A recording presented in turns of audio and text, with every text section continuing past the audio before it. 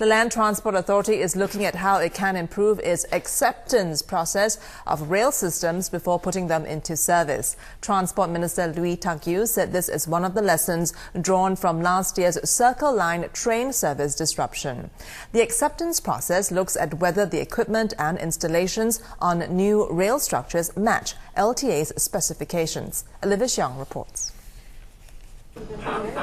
Some 27,000 commuters were affected in last September's Circle Line train disruption, which lasted 4 hours during the morning peak period. The LTA said on Friday that the cause was traced to faulty power cables. Investigations also revealed manufacturing defects on some cables. Speaking on the sidelines of a community event today, Transport Minister Lui Tak-yew said LTA will look at improving its acceptance test of new rail lines. He added that authorities took some time to investigate last September's Circle Line breakdown, as some defects are not easy to detect.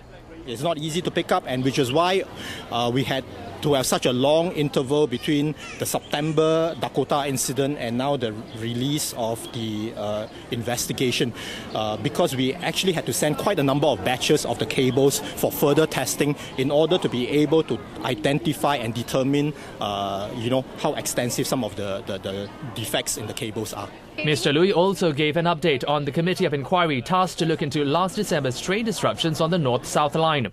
More than 200,000 commuters were affected in the last two major disruptions. He said the committee, which completed its hearing a month ago, is finalizing its report.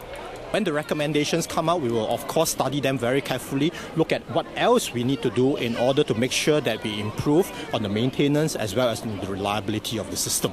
It will take time. And it will be, I think, a process where we really need to make sure that we pay stringent attention to what is being done, both within SMRT and in time to come, what is also done in SBST.